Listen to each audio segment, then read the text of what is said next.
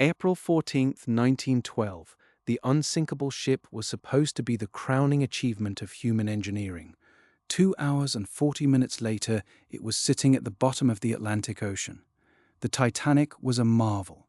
It was 882 feet long and weighed over 46,000 tons. It was built by the White Star Line in Belfast. They wanted luxury, they wanted speed, they wanted to dominate the transatlantic travel market. Every inch of the ship screamed opulence. There were heated swimming pools, Turkish baths, a squash court, and a grand staircase that looked like it belonged in a palace. But there was a fatal flaw in the planning. The Titanic was marketed as virtually unsinkable because of its 16 watertight compartments. These compartments were designed with steel doors that could be closed at the flip of a switch. But here is the problem. These compartments were not actually sealed at the top. If the ship tilted too far, water would simply spill over the top from one compartment to the next, like an ice cube tray being tipped over in a sink. Captain Edward Smith was a veteran of the sea. He was the highest-paid captain in the White Star Line. He was nearing retirement. On the night of the collision, he received several warnings about icebergs from other ships in the area. The sea was calm. It was a moonless night. The lack of waves meant that there was no white water breaking against the base of the icebergs, making them incredibly difficult to spot until it was far too late. At 11:40 p.m., the lookout in the crow's nest spotted something. An iceberg loomed dead ahead.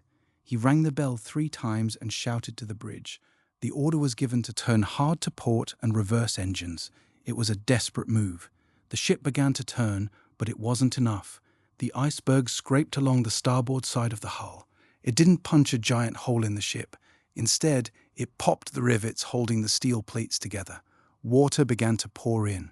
Within minutes, 5 of the forward compartments were breached. The ship's designer, Thomas Andrews, walked through the vessel and did the math. He knew exactly what it meant. The Titanic was built to stay afloat with 4 compartments flooded. 5 was a death sentence. He told Captain Smith the truth. The ship had maybe an hour or 2 left. Panic didn't set in immediately. Many passengers were tucked into their beds. The band stayed on deck and played music to keep people calm. But the reality was grim. There were 2,224 people on board. There were only enough lifeboats for 1,178. The designers had actually planned for more lifeboats, but they were removed during construction because they cluttered the deck and obscured the view of the ocean. As the bow began to dip, the evacuation order was given. Women and children first. That was the protocol.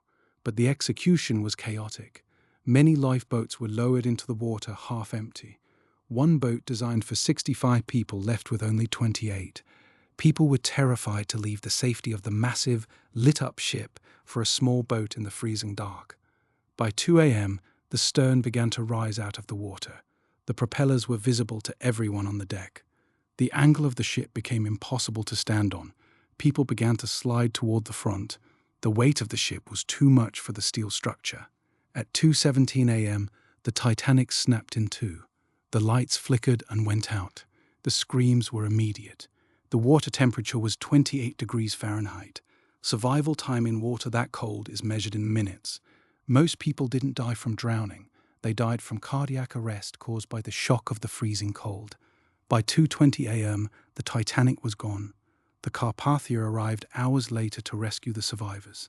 Only 710 people made it out alive. Over 1,500 people lost their lives that night. The tragedy sent shockwaves across the globe. It changed maritime law forever. New regulations were passed requiring enough lifeboats for every single person on board. Mandatory radio watches were established so that ships would never be out of contact again. The Titanic sat undisturbed for 73 years. It wasn't until 1985 that the wreck was finally located by Robert Ballard, 2 miles below the surface. The ship was split into 2 large pieces, surrounded by a debris field of shoes, plates, and luggage. The story of the Titanic is often told as a cautionary tale about human arrogance.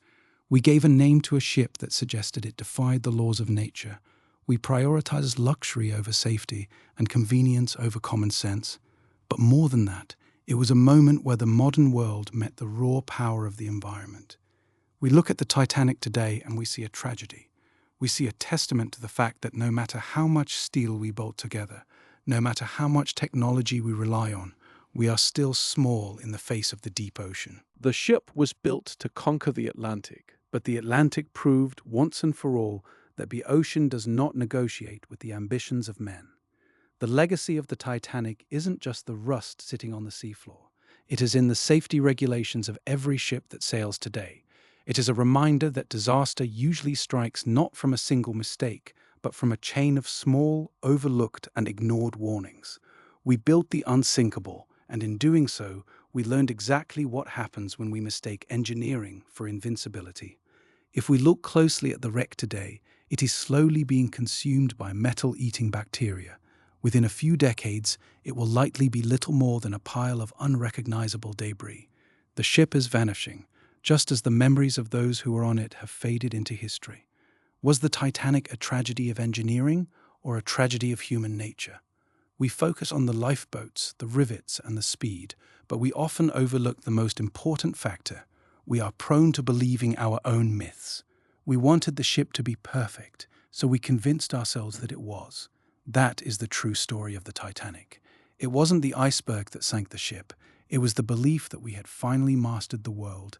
That belief is the most dangerous thing a person or a society can ever possess.